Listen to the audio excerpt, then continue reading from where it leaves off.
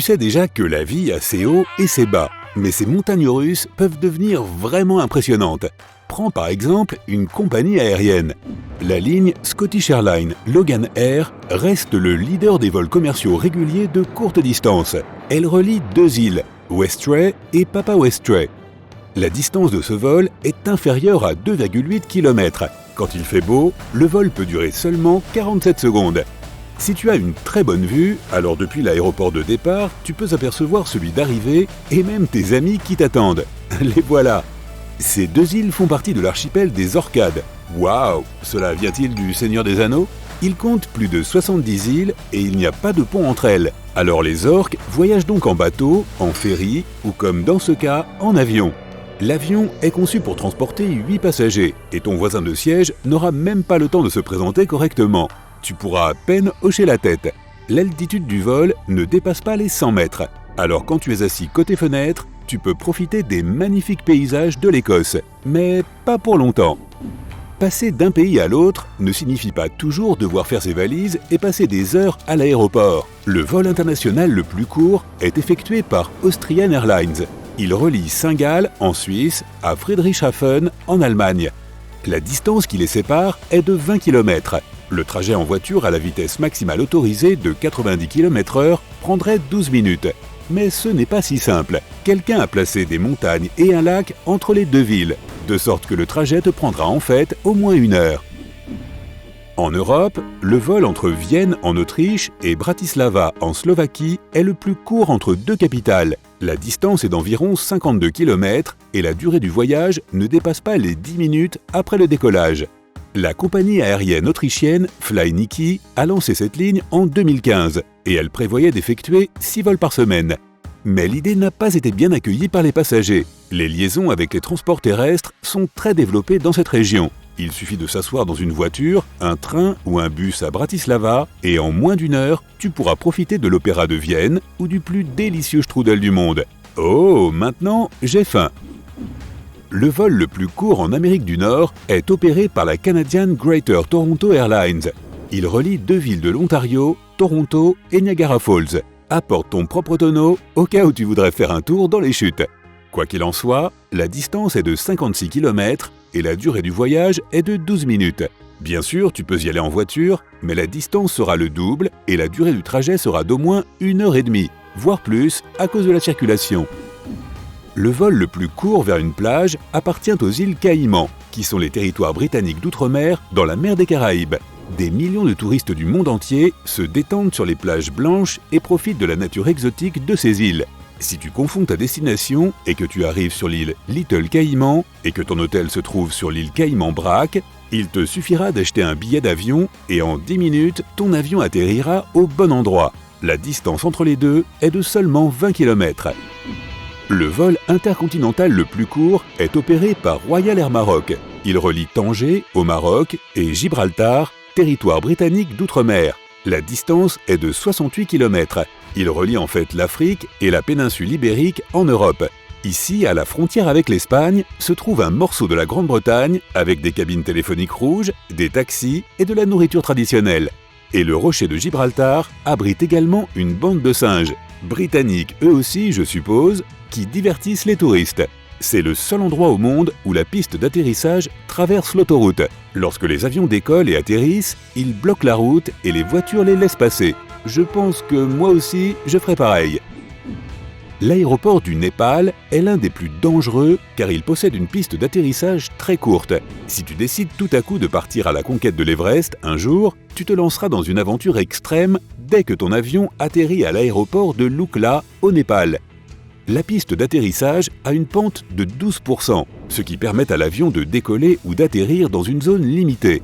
Après tout, la longueur de la piste d'atterrissage n'est que de 520 mètres et sa largeur n'est que de 20 mètres. À titre de comparaison, la longueur moyenne d'une piste est de 2 km. Mais ce n'est pas tout. L'aéroport est situé à 3 km au-dessus du niveau de la mer, avec une montagne d'un côté et une gorge de l'autre. Et l'extrémité de la piste d'atterrissage finit presque dans un gouffre.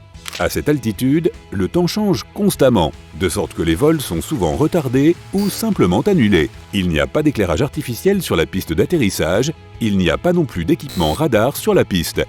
Les pilotes effectuent toutes les manœuvres manuellement. Les avions doivent atterrir du premier coup car il n'y a tout simplement pas de place pour faire demi-tour et réessayer. Les vols sont effectués principalement tôt le matin dans les conditions météorologiques les plus calmes. Pas de brume, de vent ou de nuages. Même le manège le plus fou de Disneyland ne battrait pas un atterrissage à l'aéroport de Lukla. Que dirais-tu de la distance la plus courte entre un avion et ta tête? Passons à l'île de Saint-Martin et à l'aéroport principal des îles des Caraïbes. Si tu prends un bain de soleil sur la plage de Mao Beach, prépare-toi à devoir te baisser. D'énormes engins survoleront ta tête à une distance de seulement 15 mètres, car ils essaient d'atterrir. L'île est assez petite, tout comme la piste d'atterrissage. Elle se termine avec de l'eau des deux côtés. Les pilotes doivent voler aussi bas que possible pour que le train d'atterrissage touche la piste le plus rapidement possible. Les passagers de ces vols se souviennent longtemps de ces arrivées. Les spectateurs de la plage peuvent prendre des photos incroyables et pour les pilotes, c'est une sorte de mise à jour de leurs compétences. Voici un aéroport qui a une liste des pilotes autorisés à y atterrir la plus courte du monde. C'est l'aéroport international de Paro dans le royaume du Bhoutan. L'aéroport est littéralement entouré par les sommets de l'Himalaya. Certains d'entre eux atteignent 5500 mètres de hauteur. Pour atterrir, l'avion franchit une gorge étroite, puis commence à manœuvrer très près entre les montagnes. Et après le décollage, les pilotes doivent faire voler l'avion en spirale pour éviter de s'écraser contre les montagnes. L'aéroport se trouve à haute altitude, ce qui fait que le climat y est instable. Des vents forts soufflent et forment des turbulences presque constantes. Les vols sont assurés uniquement par la compagnie aérienne locale, Drucker, et seuls 8 pilotes ont l'autorisation de décoller et d'atterrir ici. Cet aéroport est le plus dangereux du monde. Et compte sur moi. Et si l'un des vols les plus longs devenait l'un des plus courts? Tu peux parcourir 13 600 km en seulement 30 minutes. Tu es à Singapour, tes vacances touchent à leur fin et il est temps de rentrer chez toi. Tu arrives à l'aéroport de Changi, tu passes le contrôle des passeports, tu enregistres tes bagages et tu montes dans l'avion. Il est 8 h du matin, le 5 novembre. Le vol se passe bien, tu atterris à San Francisco, tu regardes ta montre et il est 8h30 le 5 novembre. Fiction? Pas du tout. Grâce aux 15 heures de différence entre Singapour et San Francisco, l'impossible devient possible. En ce qui concerne les vols les plus longs, jusqu'à récemment, le record parmi les vols réguliers était celui de Singapour à New York avec une distance d'environ 15 300 km. La durée du voyage est estimée à 17h50 minutes.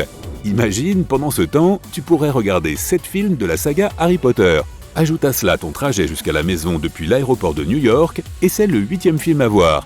Cependant, le 14 mars 2020, ce record a été battu par la compagnie aérienne française Air Tahiti Nui.